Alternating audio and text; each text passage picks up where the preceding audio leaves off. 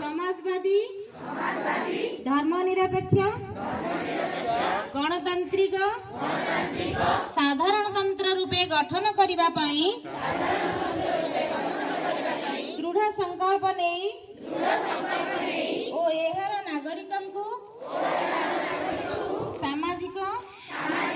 अर्थनैतिक और राजनैतिक न्याय चिंता अभिव्यक्ति प्रत्यय धर्मीय